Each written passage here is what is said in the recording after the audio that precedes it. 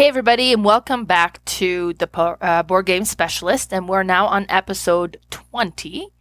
I'm Melanie. I'm Carla. And we're going to be doing this week our top 9 patio games. So basically, those are games that we can play outside on the deck or the patio, and we don't have to worry about pieces flying away. That's kind of the definition I took. How did you do it, Carla?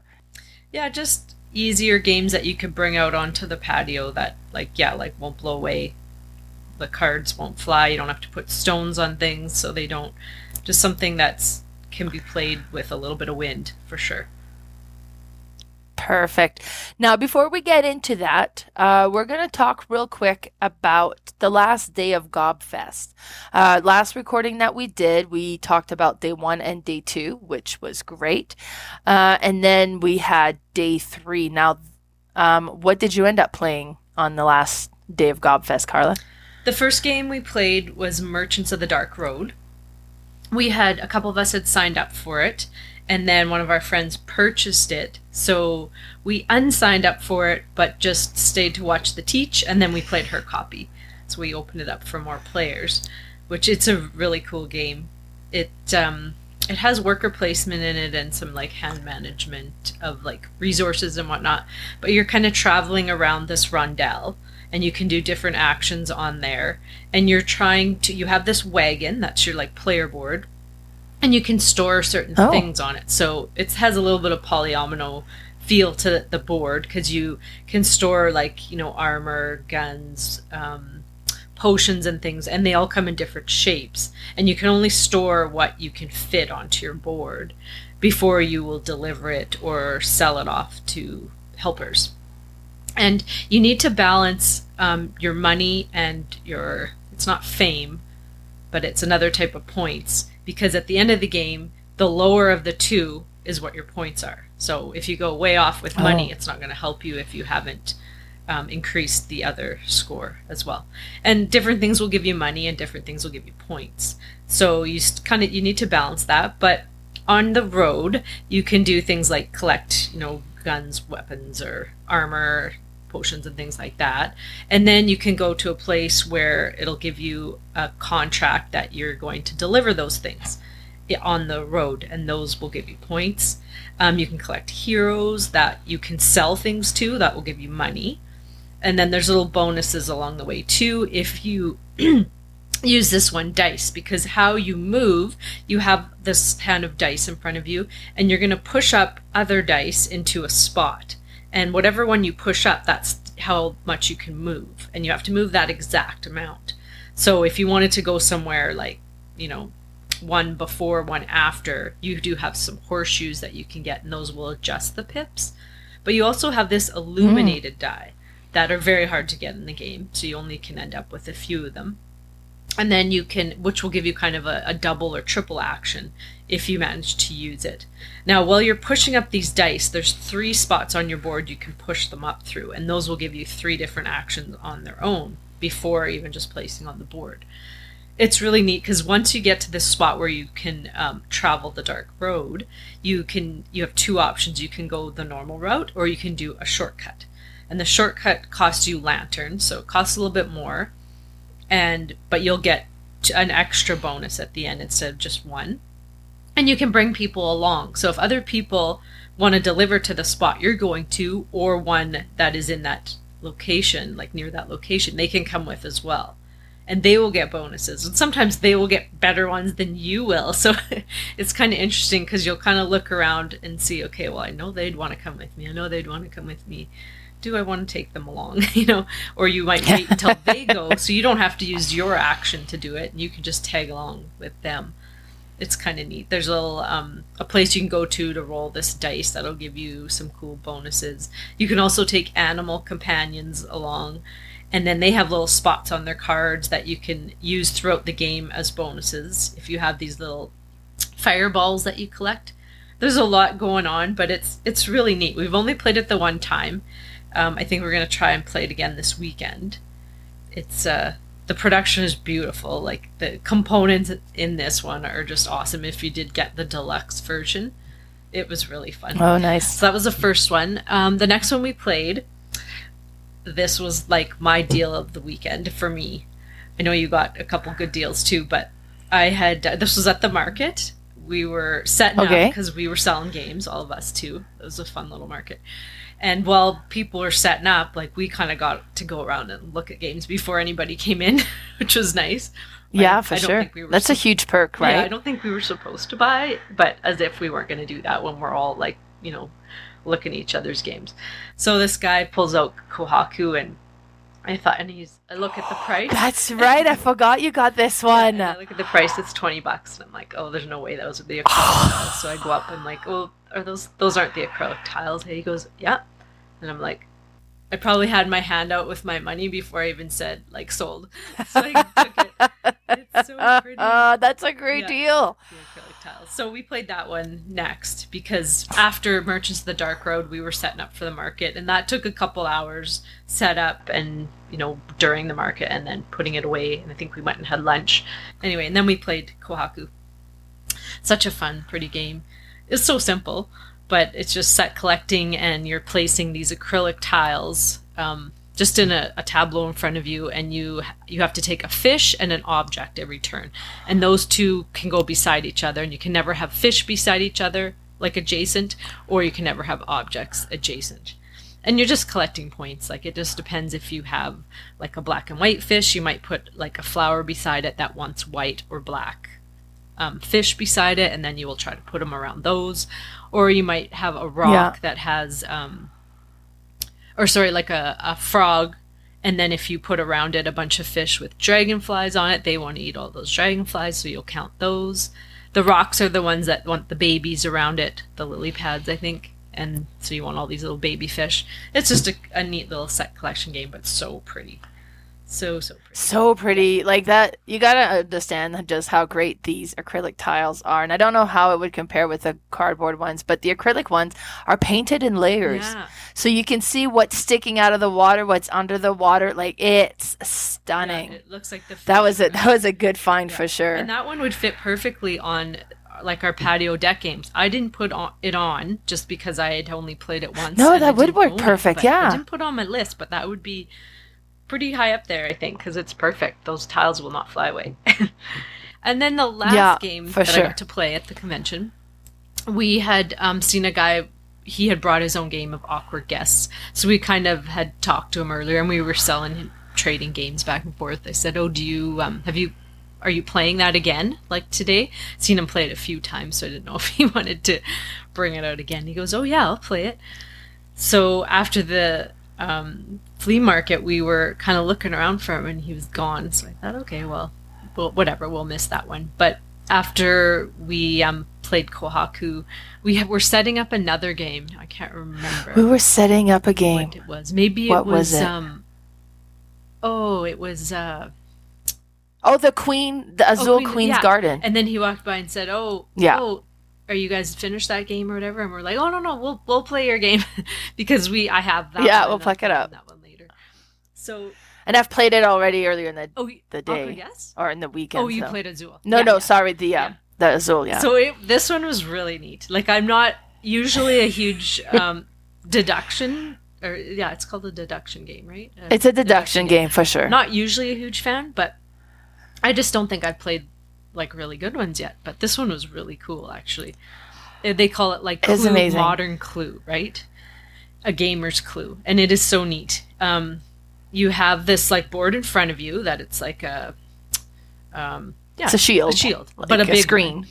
And you have like all these people on it and places and weapons and all these kind of things. And then you have a sheet down here that you can cross things off. And you get a hand of cards. And on those cards, those will give you clues to as like this person was in this location, or it'll say like it definitely was not this weapon or this type of weapon. Then you can cross off a few. Or it'll say, like a cop will give you evidence. And anytime a cop says something, or a worker, a staff member, those are true things. But then some of the people in there will tell you things too. Now, those could be lies. So you have to kind of try to figure out, as you go through the game, which are lies and which are true. And so you have this hand of cards. And you'll take turns. Say it was my turn. I will point to someone on this board, like say... there was a set of twin ladies, and Yeah, the sisters or something. Maybe they weren't twins. And then like a location I could point to, the library. And so it means I want information on those two things. And so you guys will all go through your cards and decide if you want to give me some information. You might have 2 or 3 cards that have like a 1 or a 2 and a 3, and say they add up to 3. So you'll put your cards down with the number 3 on them.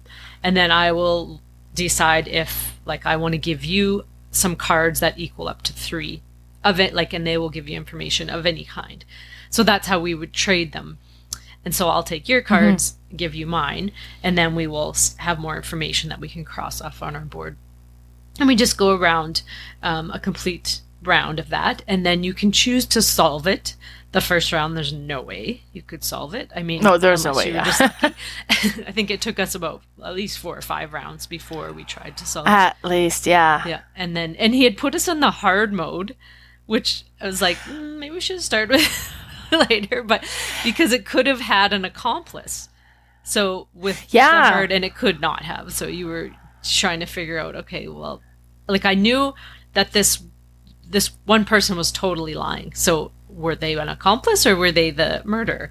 That was where I was kind of stuck near the end. But near the end, we guessed it a couple times, and I think it was the second time we guessed, Cherry had got it right, and I guessed, and then I got it wrong, and then I'm like, hold on, okay, was it this person, this, and this? So I had the killer right. I had the wrong weapon. Oh, I had the weapon and the way they traveled or whatever into because you had to know the route. Right. But I had an accomplice listed there because the accomplice was lying so much. So I thought, they're either the accomplice and there was no accomplice. So that messed me up. This game is amazing. And then to look at the box, because we played one scenario of it, but to look at the box, we used a small, tiny fraction of the cards that's available. And then you used an app to set it up. So you set up how many players you got, the level of difficulty you want to do if you're going to have accomplice or whatever. And then it generates a scenario that'll bring out all these different cards. So the first to kind of go through all of these and pull all the cards and then shuffle that all together, and then you kind of get some of the cards. Now the trading the cards, because in Clue you show a card, you get it back. You always have the same cards. But this one you trade cards and then eventually you discard them and you get new cards. That reminded me a bit of Mystery of the Abbey. Oh, really? Because with those ones you're gonna swap cards. Yeah. But the replayability, I was so completely impressed with this one. I want it. I want it. The nice thing about at the end of the round, you give up. You have to discard down to 3 cards. So you can get rid of some that are really good clues. So this was really good information, but I don't want anybody else to know. So I had thought, okay, no one's ever going to know that.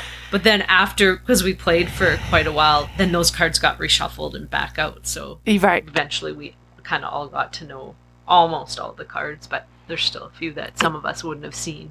Or you're giving cards that you just took from that player back. Yes, I just traded this with you. I already know this. Damn it. Yeah, the further in the game you get, you definitely start seeing recurring. But it's neat, because we got this big sheet where you can write everything, and then you can kind of doodle, okay, well, this person apparently was with this person at this location, and you're writing on the map as to where people could be, and then you'll get card that says, okay, well, nobody came through the shed. So, okay, well, they didn't come that way. And there's weapons all in the different rooms, and you got to figure out which weapon they used, and they could have picked it up at any time on that path towards the murderer, or where the murder took place. And it's clever. It is clever. You could honestly do this one as well with dry erase board, because your shield has the same sheet. You could write it. So you could. I was impressed. Liar all over their face when there was a couple. Liars. Yeah, I'm doing X, not that person. Oh, not that for. So those are the 3 I played. Yeah, I was. So what about great. What else did you play that day? Well, first game I had signed up for was Furnace. I bought Furnace a few months ago. I hadn't played it. I had seen the tutorial video. It looked fairly simple, and it was. Oh my god, this game is quick. It's quick and it's straightforward, but it's really interesting. This is a bidding, deck building, or engine building game. So everybody gets a token from 1 to 4, and the 4 tokens bigger and the 1 is smallest, and everybody gets their own color. And on your turn, you have all these cards you can bid on, and then you're going to put a token on any of the cards. Now, if anybody places a token that is bigger than yours, and they can't match it, so you can't put a token where you've already have a token, and you can't put a token if that number is already there. So if somebody played a 4, I can't put a 4. I could put a 2 or a 3 or 1.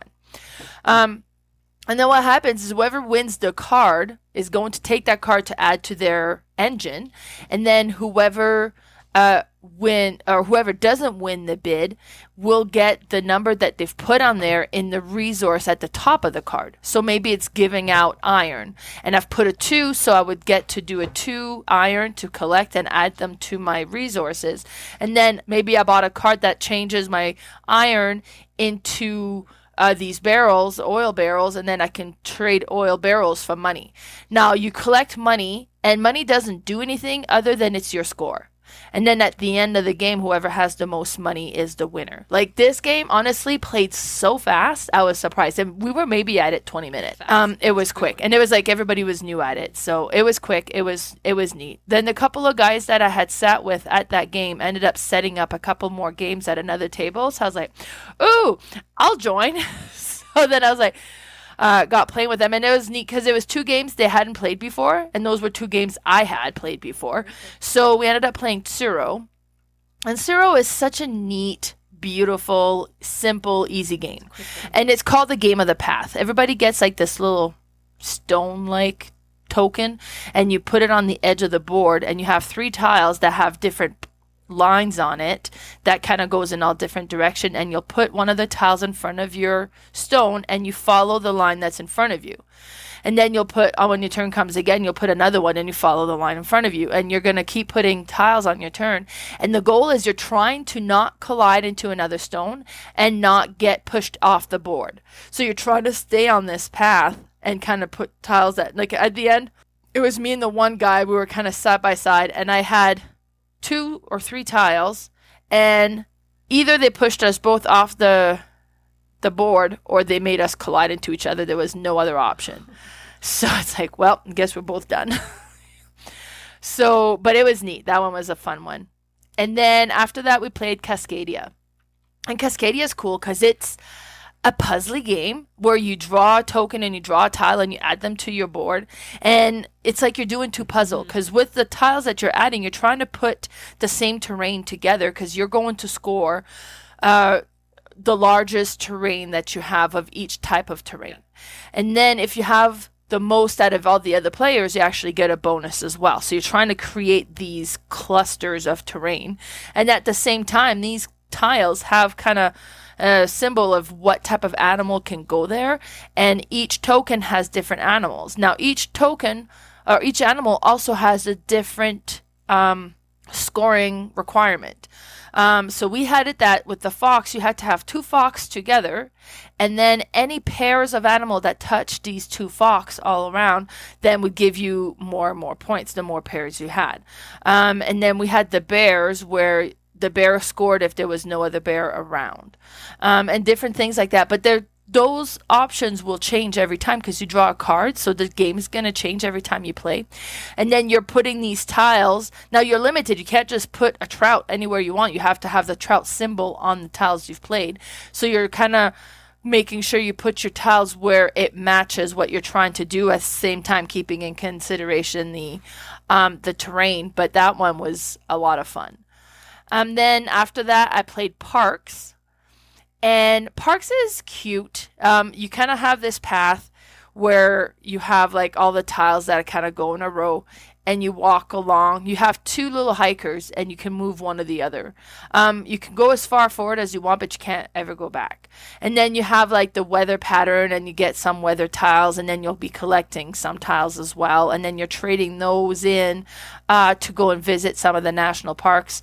And then you can also take pictures while you're on the way, and that's going to give you, I had like taken so many pictures the whole path. And you go and do this hike, I guess, 4 times, and each time there's a new tile that gets added in, and you can collect equipment that's going to get you to do different things. You have a little campfire, because you can't go on a space where there's another player.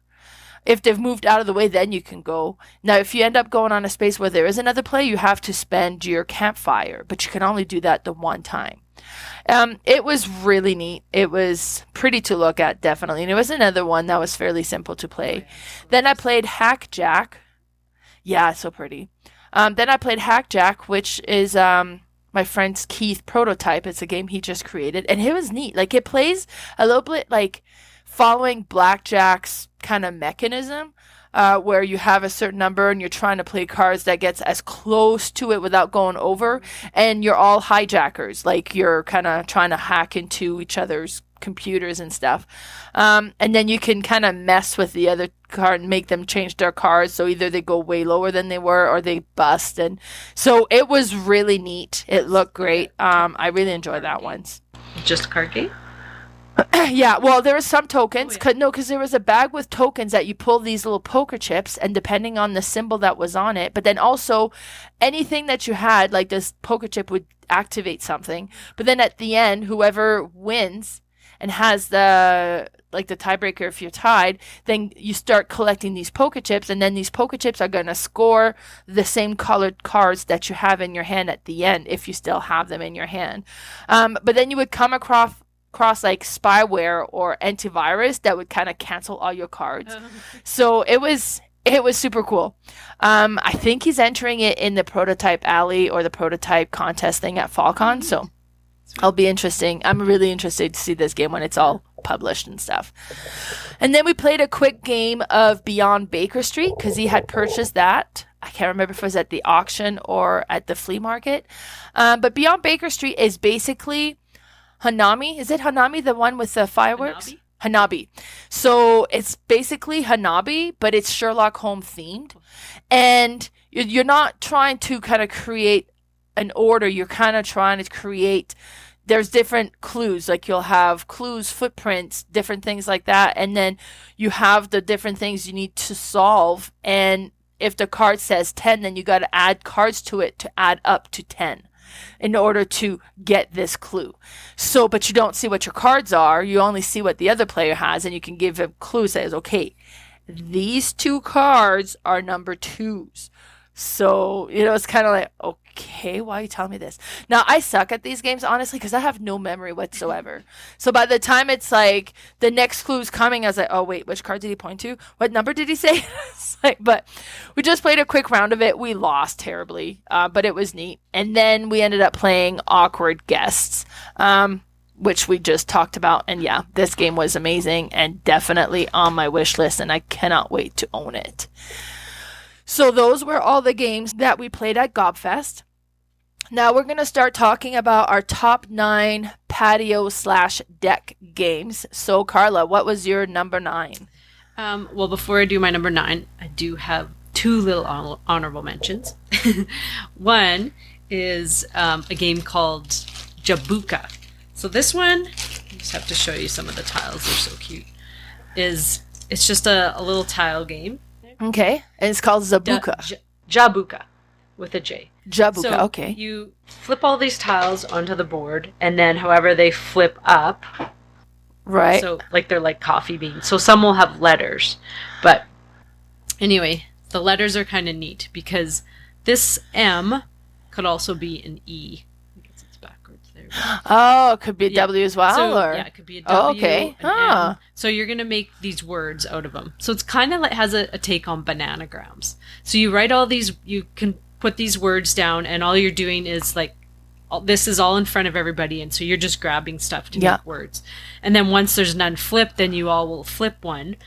But if somebody made the word, say, like mutt, right? M-U-T-T, and then someone had an S, they could grab it and take it and add on to it.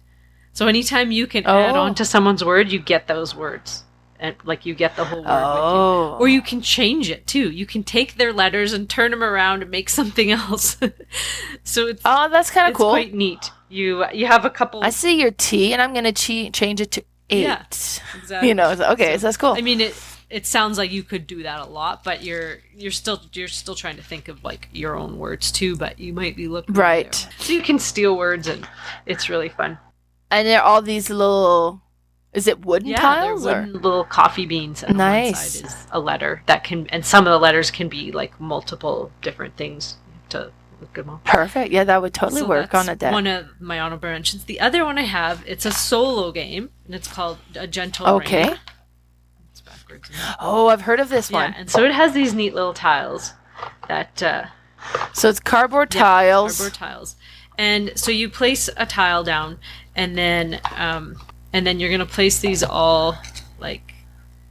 You have to try and match at least one. Okay, so say these are down. Right. Then my next tile might do, well, I wouldn't do that because you can't ever get two of the same on one tile. But let's see, something that would make sense. Oh, that's interesting. And this is a solitaire game. It's a solitaire game. So say I did that, okay? And then say my next right. tile. So you matched the yellow and the white. Say my next tile, I had a yellow and a black right there. Then, so that's what you want to do is like end up with getting a square. Kind of get four corners together. Because then you will put one of these in the middle. And it has to be a color that is on one of the ones you've completed. And then you have so many of these to put the token. To complete your little squares. And then like there's one of each color of all the colors in here. And once you do that, just one of each color, that's it? One of each. Oh. Like, so you try to get at least one connected of each. So like with this one here, if I did that and I connected like this other side here, I could either put a black, a white, or a blue in the middle here. So you have to figure out too, I know there's lots of these left, so I'll keep this. So once you do that, if you can do that before you use all these tiles, and that's the amount of tiles you get in there, then you win the game. And once you get good at it, then you'll do it with having like, 3, 4, 5, 6 tiles left over. So that's how you keep getting your score. It's really addicting. You kind of just sit there and play. But it's funny, like I just have to read this in the rule book. So basically, if you get all of your tokens down in the corners that you've formed, or the circles you formed, then you win the game. And then if you do it with tiles left over, then you get a higher score. But it's funny. It says, nice. Get comfortable. Change into some loose clothing if you can. Perhaps turn on some soft music or make yourself some tea. Take a moment to stand up and stretch and roll the stress. Like it's just like a very, like, how I talk about Zen calming games. This is a very Zen game. With two people, you could do it together, but it's fun. I play this on the deck a lot. But nice. I picked multiple player games for this. So my number 9 is called Naya. Now this is made in 2012, and it is made by, it's like a Gamer Connect 4.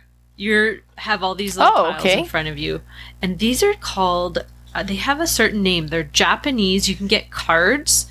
I want to say a whole brand of cards, and you can play multiple different games with the cards. Not this one, but these tiles are so neat. So you lay them in a pattern, and they all have on them either like a flower or some leaves or birds or trees. And so they go in a square, and I think it's like a 4x4 or 5x4 or something. And all you're trying to do is make a line, an actual square. So 4 of your tiles in a square, and you have a color. So you're either red or you're black. And so what you're doing is you're just placing a tile. So say I placed a tile on, say, this one here. The other player would have to place a tile on either a bird or a leaf. So on these other tiles, there might be one that has a tree and leaves. As long as they place it on a tile that has one of these, then they're fine.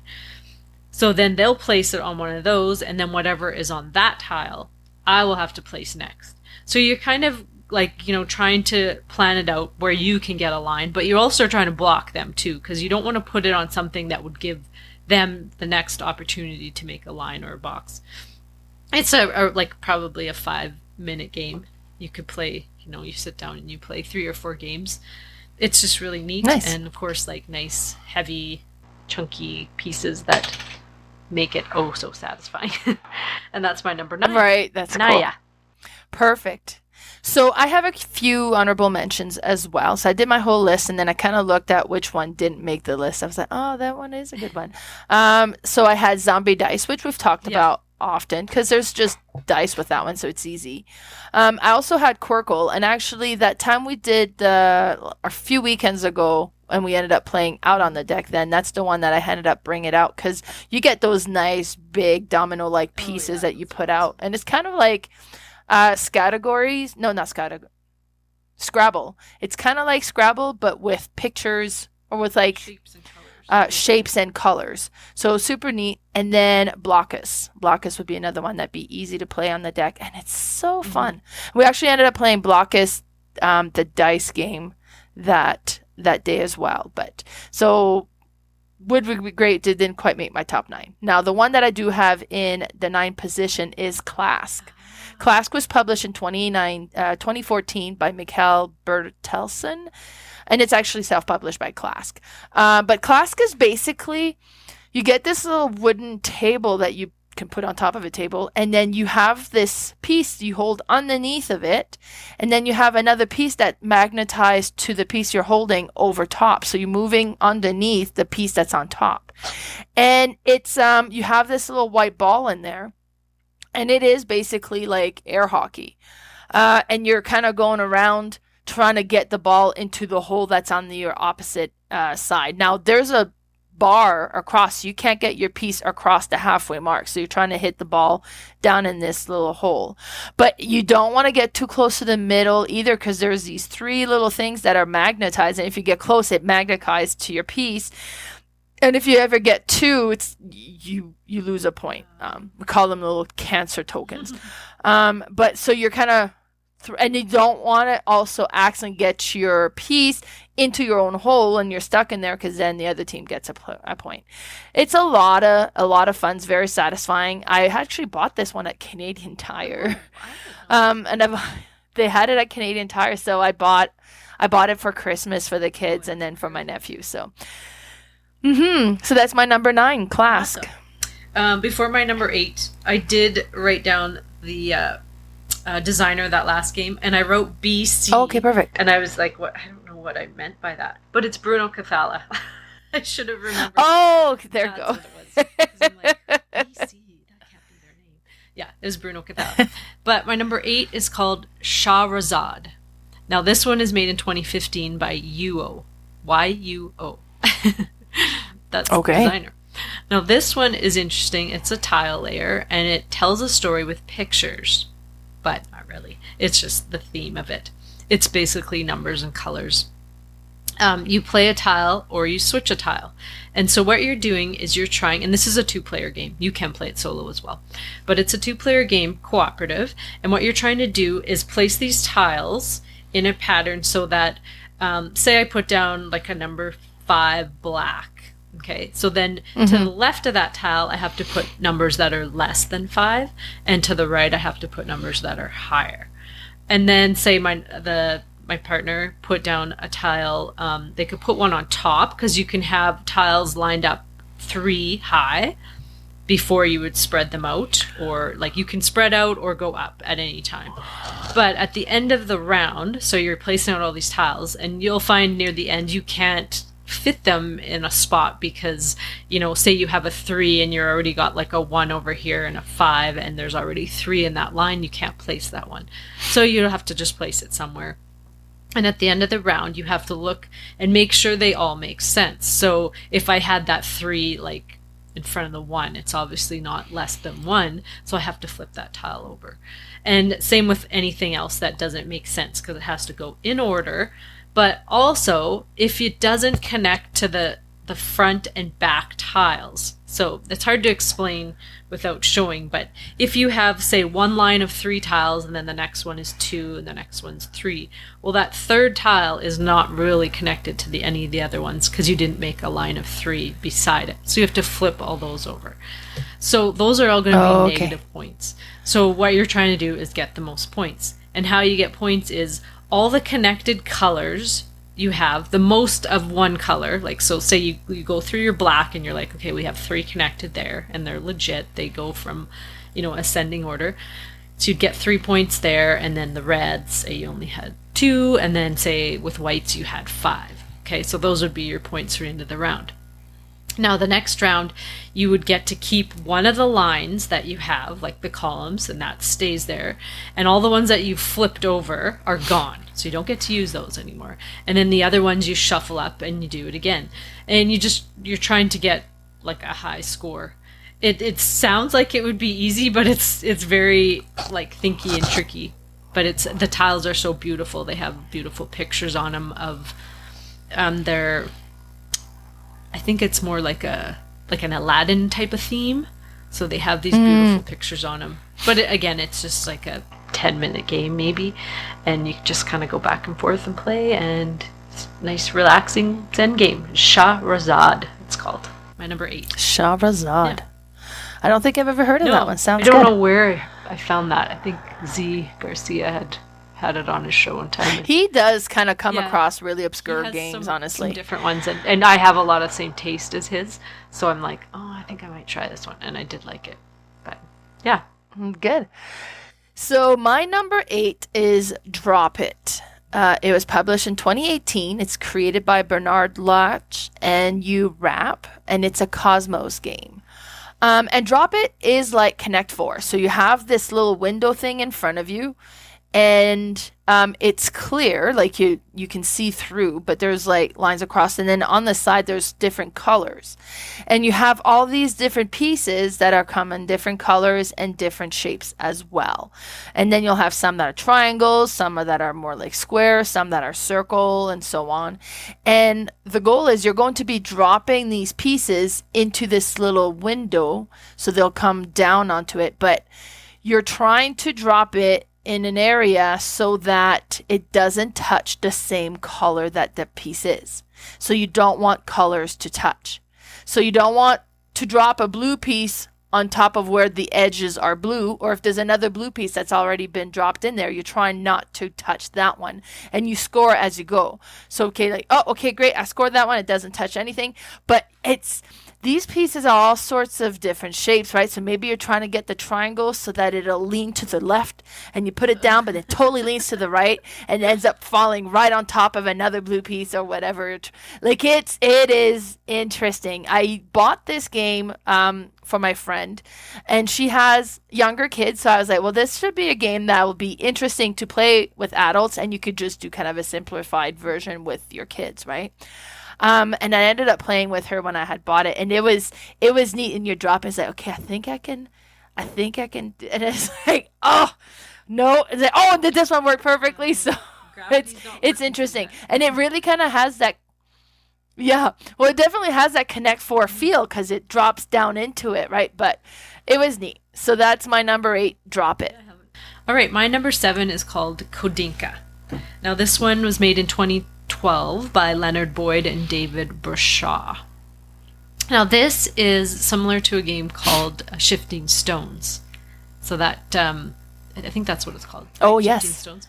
This one uses tiles. So you have this pattern you set up at the beginning of the game, and it's, I think it's a 5x4 pattern. And the tiles they look like Azul, like that's the size of them, just they're different colors. And there's, I believe, 4 different colors, and then they all have a different pattern on each of the colors. And what you're trying to do is you have this little hand of cards, and you're trying to fulfill what these cards show on them. And once you fulfill, I think it's 3 cards, 3 or 4 cards, you win the game. But in order to do that, you have these other cards that will let you move things around, or like they have a special like ability that they can like flip them all to one side, because each side of the tile has like a white side or like a gold side, and some of your cards may want your pattern to be all in gold or all in white. So you need to not just move the tiles in the right pattern, but you need to have them on the right side. So on your turn, as a basic turn, you can just switch some tiles around like that are adjacent to each other, or you can flip. So that's the basic. But then you have these other cards that will let you say, like flip a whole row, or like skip to like another, like a corner or something. And what you're trying to do is always, it's your color that you need to do to get this pattern. So it's not like you have all these different colors. So your partner, or like you can play with up to 4 people. We've only played with 2. I'd like to try it with more because it would make it more interesting. You kind of know what they're trying to do because you don't have the same cards that they do, but you could have some that are similar. So when you see them kind of getting all 4 to try be in a corner, you're like, well, definitely they're trying to do that. So you may just hate draft one turn, not try to get yours, but try to just move one of theirs way out of the way so that they can't complete it.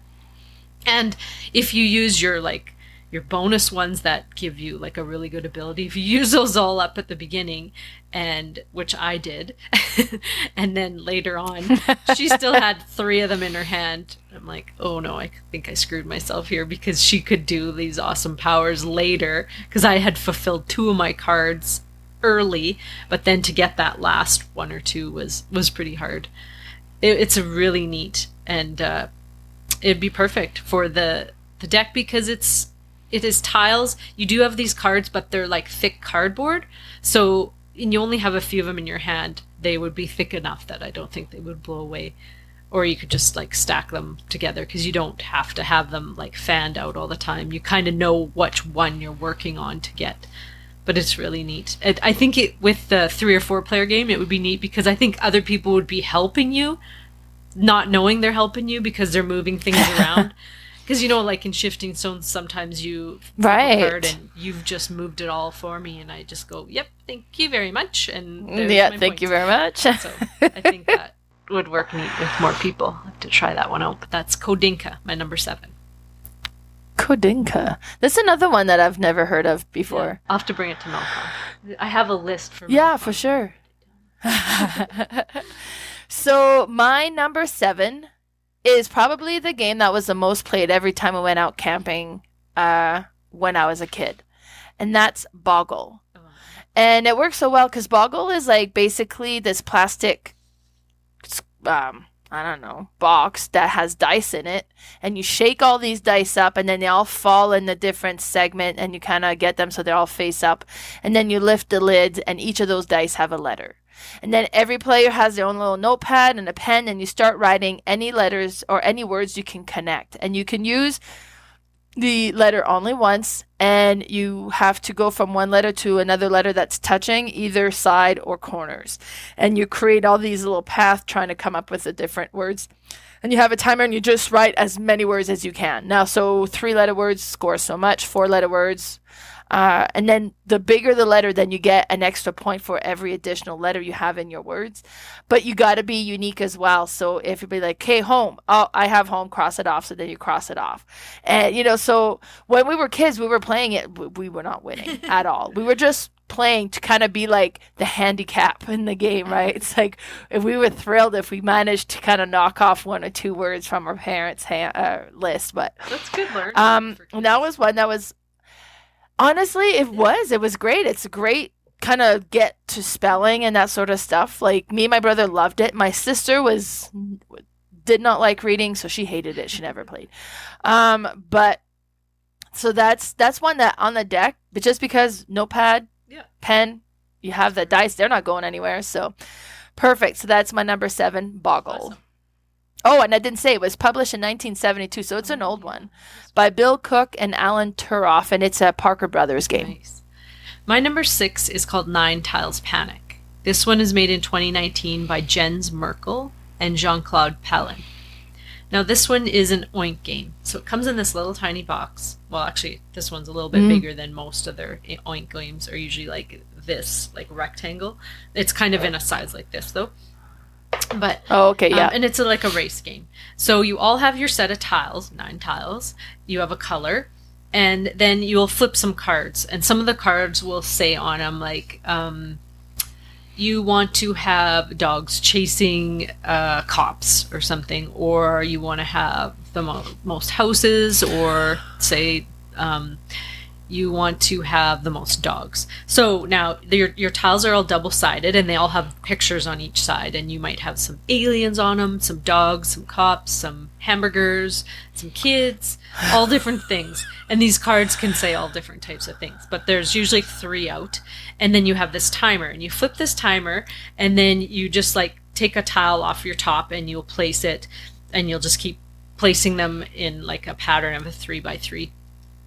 And you're just trying to like get the most of the objectives that you possibly can. You can flip them, you can move your tiles around, you can do whatever you want, but once that timer's up, that's it. So if you haven't even completed your pattern, then, you know, you're out of luck. I mean, you still might win some of those objectives, but at the end, or sorry, when somebody completes it, that's when you start the timer. That's how it works. And then they only have that much time to finish. And I think it's only like a minute or something. So if somebody does it really quick, and then you have, you know, that's how much time you have. Then at the end, you'll just go through the objectives and say like, okay, who has the most of this? And like it has to kind of show in a pattern. Like sometimes it's a dog chasing aliens or aliens chasing dogs, or That seems like such a weird thing. It is so weird, but it's neat. And there's so many different objectives you can do. And just the race, like for me, it's just adds more like, oh no, here I go, you know. Just like, what's that one game called? Sorcerer City. That one stresses me out so much. Yes. Not the first round, but after a while, I'm like, yeah. Where do I put this? How much time is left? And yeah, I get panic with these, but this is 9 Tiles Panic, my number 6. Well, I guess it's well named then. Oh, it sounds interesting for sure. My number 6 is Santorini. It was published in 2016, created by Gord, and it's a Roxley game. And this game is stunning. Now, Santorini does come with cards, and they're nice big tarot-sized cards, but those cards are optional. You don't have to play with them. And this game is basically a King of the Hill. You're trying to get one of your 2 people on top of a little tower that's got 3 level high. But before you can do that, you got to build the tower. And then you're going around, so you can move, you can build a level, you can climb up onto it. Now you can't climb up more than 1 level at a time, so you got to build up like kind of your ladder as well up to this tower. And then if you kind of great, and then I built the 3rd one, I can go on there and I'm going to win, and I can't reach it yet, but because I'm too low, I can go ahead and put a blue dome on it, like the buildings in Santorini. But now that there's a dome on top, nobody can go on there. So you got to start creating other towers that you're trying to get. So it is really interesting. It kind of has like a chess or checkers feel to it, where say you take in turn adding pieces, trying to move your guys to get on top of the your buildings there, and it's really interesting. It's kind of neat because you'll be playing kind of, oh, okay, great, and you're kind of concentrating on what you're trying to do, but you're trying to also keep an eye on what they're doing, and then all of a sudden it's like, oh, okay, next round I'll be able to climb on that, and then you look over and then, oh, they're King of the Hill, and it's like, how did I not notice this? You know, but it's so much fun, and that's my number 6, Santorini. Awesome. My number 5 is called Honeycombs. This one is made by Dave Clark in 2016. Now, these are big, chunky hexagon tiles. Very thick, like Azul, like thick, but bigger. So they're like big ones. Now, they're big. On each corner of the hexagon, they have like a symbol. So it might have like a little bee on it or like a honeycomb. But what you're trying to do is match them up. So there's 3 different modes to play. This game comes with 3 different types, and you could probably make up a bunch of other ones. You can do a cooperative version, a competitive version, building all one honeycomb, or a race version where you're building your own. So either way of doing it, you're just trying to match all these icons. And by placing them down, there are some wild ones too, so they can be placed next to anything. You'll just say, well, let's take the competitive race building one, where you're building your own. So you'll divide them up into however many players there are, the tiles, and then like they're all flipped to the white side so you can't see anything. And then you'll just take one at a time and place it. And you can't rearrange these ones, I believe. I think you have to place them as they come. But if you ever end up surrounding one completely and you've like matched each of those icons, you get like a bunch of bonus points. So again, you'll race to see who finishes it, and then once you finish, the other player, I think, has like can place 1 or 2 more tiles, and then that's it. And then you just count your points, and you get a point for every matching one. But yeah, if you get that like one that's completely surrounded, you get a bunch of bonus points for that. It's really neat. It's it could be played with kids as well because it's symbols. You don't have to read or anything, and you just trying to match. Basically, it's a matching game, but it's fun, and there's such satisfying big tiles to play with, and it comes in a big honeycomb bag. It's really cute. That's cool. Yeah, I grabbed this one at Chapters. I just looked at the bag, and then I looked inside. I'm like, oh, big chunky hexagon tiles. It's got to be good. So I grabbed that. Even if it's not, it's just so satisfying. But perfect to play on the deck. That's my number 5, Honeycombs. Perfect. Now, my number 5, actually, this game has had a few names. The version I have is Clic, Clack, Lumberjack. It was published in 2008. It's created by Justin O, and it's created by Gemblo. Whew, that is not easy to say. Gemblo. But this is hilarious. I came across this first game the first time at FallCon in 2018, and I saw 2 gentlemen that were setting it up to play, and these guys were older than I was, and this game looks like a little kid's game. And you have like the stump of a tree on the bottom, and you stack up all these like disc logs, but on either side of these logs there's bark. So there's 4 little pieces of bark that kind of slides into it, and then you create this trunk. And you have this little plastic axe. And on your turn, you get to hit the axe twice. And you're going to like try to knock one of the layer enough that the bark falls off, but that the piece stays on. And each bark is going to be worth a point or something. But then if it has a grub bug sticker on the inside, then it's worth more points, and it gives you an extra hit. I mean, I've seen it with people like take the thing, and they just the first time you kind of not sure, and they hit, and then they knock everything down, like the whole thing. But each trunk piece is -5 points, so you don't want to get this middle piece out. You want to just get the bark off. But this will kind of get a little bit of a Jenga thing, and you have like the pieces are overlapping. It's like, oh no, I gotta knock this one back on so it doesn't fall off. And it is so satisfying. It is so neat. It looks like a tiny little kids game, and I'm sure honestly would be a lot of fun for kids, but I've yet to play it with any kids. It's always been my teenage kids and adults. And it's so fun. And that's my number 5, Clic Clack Lumberjack. That kind of reminds me of a game called Tokyo Highway. I don't know if you've ever played it. It's just dexterity. I've never played it. I've seen it. Highway and crisscrossing these roads and putting cars on. But if you are building, like if you add one of yours and you knock anyone else's down, then you have to give them your pieces. And I'm just terrible at it because I'm not the most delicate person with my hands. Like I would be a terrible surgeon. But yeah, it kind of reminds me of that. I'd probably have all those logs and lose the game. That was your number 5. My number 4 is, I named one of the games from the GIPF series. This is the newest one I've played. It's called Zertz.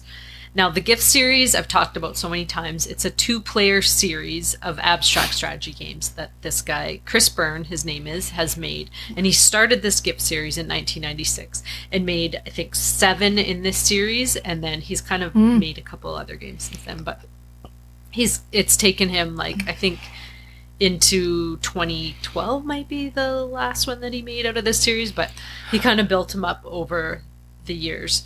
And the series is so neat because apparently you can kind of play them all together, not with the pieces, but one of the games you can kind of use the moves from the other games. I haven't figured out how that works, and I don't know if they all intertwine or just some.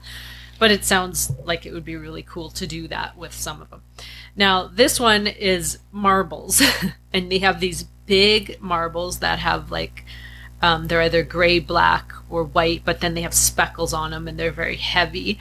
And so you start off with the game. You build this little board which holds the marbles. So it's just these little kind of hexagon pieces with a hole in the middle. So you build up this board and it's just those hexagon pieces. And then on your turn, you take a marble and you can put it anywhere you want. So you'll put it anywhere, and then you will take a piece off of the board that's already there. And so you kind of go back and forth and do that. And then it gets to a point where you are forced to jump a marble. And if there is a point where you can, you have to do it. So you'll jump a marble and take it. And what you're trying to do is collect, it depends on the colors, but you're either trying to collect, say, like 4 of one color, or maybe it's, yeah, because there's some that are rare. So 4 or 5 of one color, or 3 of 3 different colors, and then you win the game. And so by doing that, you're like jumping these, and you can double jump. Like, so if you can jump here, here, here, and here, you can get all these marbles. But you also are trying to set up somebody so that they're taking a marble, like you're forcing them to take a marble that they don't need, because you don't want them to get what they need.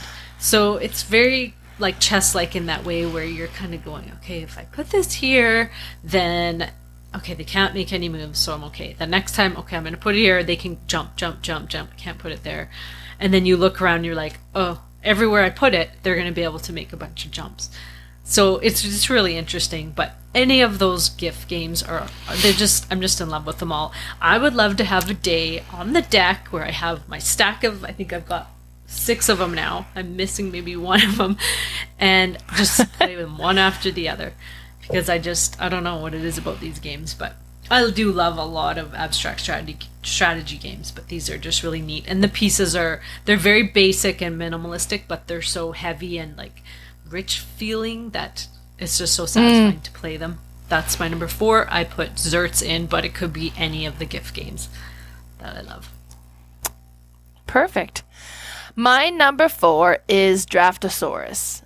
It's published in 2019. It's created by Antoine Boza, Corentin Lebrat, and Ludovic Maublanc.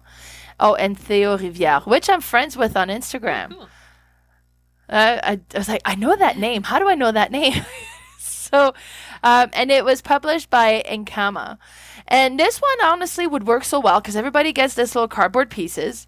And there's 1 dice that you roll, and then there's a bag with full of little wooden dinosaur meeples, and you grab 6, I believe, and you have them in your hand, and you roll a dice, and you place one of these meeples somewhere in your zoo, your dinosaur zoo. But each section scores differently. So some's like, if you put all the same dinosaurs here, you're going to score that, and these have to be all different dinosaurs, and the more you have is going to score this. And these when you're trying to create pairs of dinosaurs or different things like that. The board is double-sided, so you got 2 sets of rules you can play with. And then so you place your dinosaur, then you pass your dinosaurs over, and you collect the other person's dinosaur. Now you have these dinosaurs to pick from. And you do that until all the dinosaurs have been placed. Then you draw 6 new ones, and then you do that till all of those ones have been placed. And each time, one of the person is going to roll the dice, and then that dice passes around, but that dice creates a limitation. So, okay, well, you have to build on the bottom side, on the bottom portion of your board, or you got to build on the left portion of your board, and so on. But there's nothing like, it's just the cardboard board, the bag with the wood meeples, and the dice. So there's nothing to fly away really in there. So it would work great as a patio game, and it's very satisfying. It really has like a roll and write feel without writing anything. So instead of writing, I'm putting it here, I'm putting an X, you just actually put the little meeple dinosaur on your board, and it's pretty, it's fun, it's quick to teach, and it's just a lot of fun. So that's my number 4, Draftosaurus. Good choice. I love that one too. My number 3 is Seikatsu. Now this is made in 2017 by Matt Lewis and Isaac Shalev. This is a game that can be played with 4 people, but I think it's typically made for 3. If you played in 4, you play with teams. But why I say 3 is because the board is built into 3 quadrants. I guess it's not quadrants. It's 3. But whatever that word is, that makes it I guess. 3. Quadrants? No, that's not it. 3 segments. So, and you would each sit in front of your piece, and that is your perspective. That is where you're trying to score. So you're trying to score all your lined up tiles like in that form. And then when that person's sitting on this side, they're kind of going that way and this way. You know, if it's with 2, you would just pick 2 of them. And yeah, that's simple, right? Oh, okay. But what you're doing is you're placing these tiles. And on these tiles, you'll have birds. And around the birds is a little pattern of flowers. And now there'll be different types of birds and different patterns as well of the flowers. And now the other thing you could grab is a koi. A koi fish is a wild, so it can be anything once you set it down. But after you set it down, it's worth nothing. So what you're doing is you pull a tile out of this bag and you'll place it down. And if you happen to be next to another bird of the same kind, then you get to count both of those and you'll score both. So you'd get 2 points. Now, say if somebody pulled another tile out and it was the same bird, they would score 3 points because they're all connected, right? Now, if you're starting a different one, you'll just get the 1 point. If you pull out a koi, it can be anything you want. So if you stuck it next to, like, or say in the middle of a bunch of birds that were all the same, you could count all those. But then when somebody puts one next to the koi, it's not anything. They can't use it as anything. Now, so you're not just doing that. Like, it sounds like you're just scoring these birds. But you're also trying to plan that you have the flower patterns in your perspective. You want to have as many of one kind in one line as possible, because then you'll, like, say if you had 3, you'd get so many points. But if you had 4, you'd get much more points. I can't remember the point scourge of that, but you want to try and do that. And then you also want to block another person's perspective so they're not getting a big line of points. So you're kind of, as you're placing these birds, you're like, okay, well, this would give me like 3 points right now. But if I put it over here, and then I've already got 3 of these type of flowers, I have this 4th one, so this will give me more points at the end. So it's just a neat little game with little pretty chunky bits as well. That plays really fast. It also has a solo version, which is neat because you're kind of playing against an AI that is placing tiles down and messing you up. It's a really neat game. I love it. Seikatsu, my number 3. Seikatsu. It's funny, the way you described like the mechanism of it reminds me of cross crib, where you got one person created their crib hands going up and down, and the other player is making their cribs hand using all the same cards going left to right. And you're trying to place your cards, like, well, I'm going to put that there because you really don't need this card in this lineup, but it would work with this one. So it kind of has like that. It sounds like it has that feel. I think I even have that game, but I haven't played it for a while. Maybe I'm thinking of King's Crib. That might be a different. I suck at cross crib because I get so caught up in like looking at the other hands that I don't set mine up, or if I look at just my and then but it's a lot of fun. All right, so that was your number 3. My number 3 is Azul. It was published in 2017. It's a Michael Kiesling game, and it was published by Next Move Games. And Azul is just, you got the cardboard pieces, you got the nice chunky tiles, and you draft and place them so there is nothing to fly away at all. And it's just a satisfying puzzle game because you get the 4 tiles on each of these round disc, the cardboard disc that you can pick from. And when you pick from one of them, you got to take everything of the one color. Anything else that's left behind gets moved to the middle.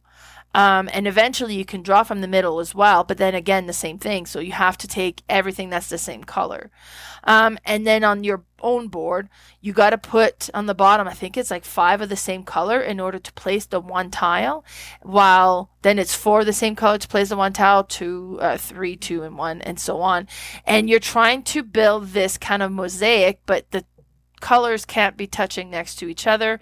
There's one side where it's kind of freestyle and you put what I never play that side because I'm sure I would mess myself up. So I always play on the side that has a pre-printed pattern. And you're just trying to create all these things. But then depending on what, like any rows that you fill in, or is it columns? Any columns you fill in would score so many points. If you fill in a row, rows and columns. Yeah, the columns will give you extra point. The rows will as well, but if you complete a row, it also triggers the end of the game. And then if there's any tiles that you've collected that you didn't need, they get broken and go down on the floor, and those are going to give you negative points. It's just a neat, fun, satisfying game that would work great on a patio. So that's my number 3, Azul. Perfect. My number 2 is called Botanik, and this is made in 2021 by Frank Cretini, Gregory Largy, and Sebastian Pochon. Now, this is a game that reminds me of Lost Cities. It's not a card game, though. It's a tile game. Oh. It has a steampunk theme, and it's quite neat because you have just these little square tiles, which are they're cardboard, but they're thick, and you have a player board in front of you that has a row in front of each of the partners. It's a 2-player game, and you can place up to, I think, 5 tiles, and then also in the middle is another row of tiles. Now, what you do on your turn, you will start with some in the middle, is you take a tile and you're going to place it on your board. And you have to place it in a spot that it matches at least a color or the pattern of the little flower. What you're trying to do is connect all these pipes. So these pipes will have colors and different patterns on them, and they may have some flowers coming out of them because you're trying to create flowers and plants apparently in these like megabots type thing. It's in the future, I guess. This is how we're going to grow things. I hope not. Oh, but okay. anyway, so if I place, say, a little tile that has like green on it, but it's a pattern of a certain type, and I place it in front of a pattern like that, but a different color, that would be okay. And then you kind of go back and forth until you've filled those up. You could release before, which I'll explain, but if not, you've filled your whole row there on the player board. Now you take another tile and you can't place anymore. So you're going to have to put one in the middle because there's that middle row. So I can place one in the middle, and if it doesn't match anything on my side, I would release that to me, and then I can place it in my tableau. But if I also place it and the tile on their side doesn't match, they will get their tile as well. So I probably want to place it where I'll release one and they will not. Or I might put it where it releases mine and theirs, and it's a tile that they can't really use, because then they kind of have to put it off to the side because it doesn't connect to anything. Because you have to connect pipe to pipe or blank space to blank space. And if you have a blank space to blank space, it's not connected. You may eventually connect it, but if at the end of the game it is not connected to the whole mainstream of the pipe, then it's tossed and you can't use it for points. So what you're trying to accomplish is connecting light-colored pipes on your tableau, but also having the ones with flowers, because those give you extra points. And you have to have at least 3 of one color in order for it to even score. So at the end of the game, you might have all these tiles, like I might have 3 green here, 3 red, 3 blue, and then there might be a few flowers on each. And you'll get to score however many connected, at least 3, you'll get a point, and then you'll get all those flowers. So some of them might have 5 flowers coming out of them, some might have 3, and you'll get all those points if they're connected. It's quite a little thinky game because, like I said, you're trying to release the tiles you want and figuring out where to place these tiles before they can be released, and by not also releasing good tiles for the other player. There's one other little tile in the game, and these are actual megabots. So these are little people, steampunk people that are all really funny looking. And if you stick one of those in the middle, they will release anything as long as you don't match the color. Or if you put it in front of you, like on your player side, and then it released to you, then you could take any tile from the middle. So it's kind of like a wild. You get to like put it back in the middle and take that tile. So it gives you more of an option, but it's kind of hard to get those released out because if it's not in the middle row, then you have to wait until you can plunk something in there and release it. It's a really cute little game. It's kind of gone under the radar. There's not a whole lot of people talking about it. Again, I think Z Garcia, he introduced this to me on one of his shows, and it's really neat, and I love it. I mean, I've heard of it. I can picture like the box, but it's not what I expected. No, it's this person with like arms coming out, like the box. Is that what you're thinking of? I think it's way up there. I think so. Yeah. Yeah. No, that's it's really neat. Based on the title, it's not the theme I was expecting or the gameplay that I was expecting. It looks interesting or sounds interesting. You should check it out. I might not have described it great, but it is a fun game. And that's Botanik. It's your number 2. Perfect. So my number 2, well, actually, when we talked about Patio game, this was the first game that came to mind, and that's Hive. Hive was published in 2000. It's created by John Yanni, and it's a Hutch game. And this is, I mean, like, I have mine in a box, but it also has a pouch in it, so you could just have the pouch and dump the box if you wanted to. And then you open it up, and it has a bunch of different tiles. There's white tiles and there's black tiles. And on each tile, there's a different insect that's kind of etched into it with like a colored insect into it. And each insect moved differently. And this is a two-player game, and what's going to happen is I'm going to place one of my tile, and the other player is going to place their tile. And then I'm going to place another tile, and my tile that I place has to touch just my color tile. It can't touch the other player's tile, so I'm going to add my own tile in there, and they'll add their own tile. Now, one of the first 4 tiles you add has to be the queen bee. And the goal of the game is you're trying to get the bee, the other player's bee, surrounded either by their own tile and your tiles, but as soon as this bee is surrounded, she's trapped and you win the game. So you're trying to keep your bee kind of out, from getting surrounded at the same time as surrounding the other one. And then on the next turn, maybe instead of adding a tile, I move one of mine. And they all move differently. So the ant can move all the way around the edges of this kind of pattern you're creating. The grasshopper can jump over all of the different tiles to the other side in a straight line. The beetle can move, I don't know how many spaces, but it can jump on top of a tile, blocking that tile so it cannot move. So if I have like the other bee and I put my beetle on top of their bee, now the bee can't move out of harm's way and I can just try to surround her. That's a strategy you could do. The spider moves 3 spaces, so they all have different ways, kind of like chess, where they all each pieces move differently, and then you're trying to block the other bee. It's such a neat, satisfying game to play. It's fun, and their clunky pieces are like, they're kind of like the Azul, but they're different shape and a little bit thicker, but it has that material clunky satisfaction to it. I suck at this one. I lose almost every time. But I really like it. So that's my number 2, Hive. That's a good one. I find it. It is. I don't know if I played it enough, but yeah, I don't know that I've won this game. I think I'll have to try. It's Lee. He's just good at this one. Yeah. All right, that was your number 2. Well, my number 1 is our first crossover, and that is Azul. Made in 2017 by Michael nice. Keasley. I love Azul.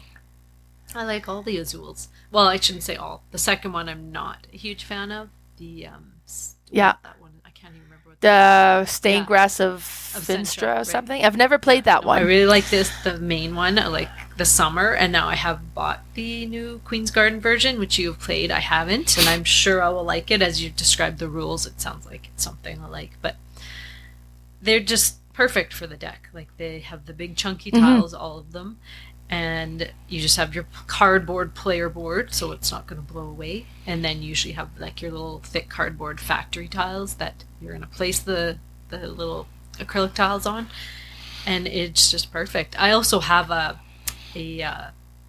player mat. The what's the material of that called? Neoprene. I have a neoprene. Player mat for Azul, and it's like almost looks like a beautiful runner on a table. And so it would be really nice on the deck too, because you don't even need the cardboard then. You just have those and your scoring chips and your tiles, and it already has the factors in the middle. So you can just place the tiles on there. It's so nice. I love this series so far, minus the second one, which I've only played once, so I should probably give it another try. But I think I had just compared it so much to the first that I was like, oh no, because there was only the 2 out at the time that I never really gave it a second shot. But I love Azul. That's my number 1. Perfect. Obviously, I approve of your choice. Now, my number 1 is Skull. Skull was published in 2011. It was created by Hervé Marley, and it's a Space Cowboys game. Skull is so satisfying. It's just everybody gets 4 coasters. And you have 3 flowers, and one of them is a skull. And then the version I have anyways is beautiful. The artwork looks so great, and you have like one from like different culture. Like you got the Viking type skull. You have one that's more like Mexican type skull, like, and all the artwork is gorgeous.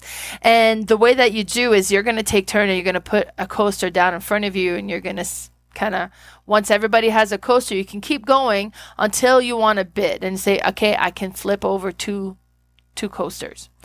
And basically what you're doing is you're bidding on how many coasters you think you can flip over without revealing a skull.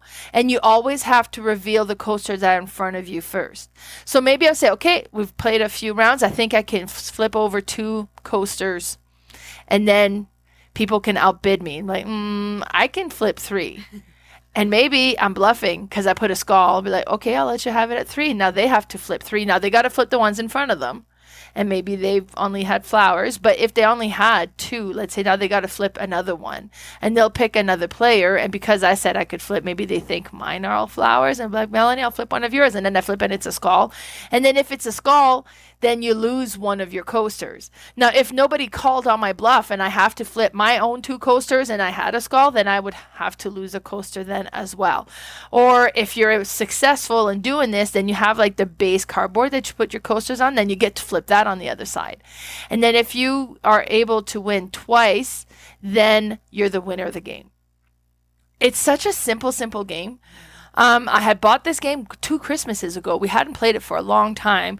And I'd watched the rules. I'm like, okay, it gets great reviews, but really?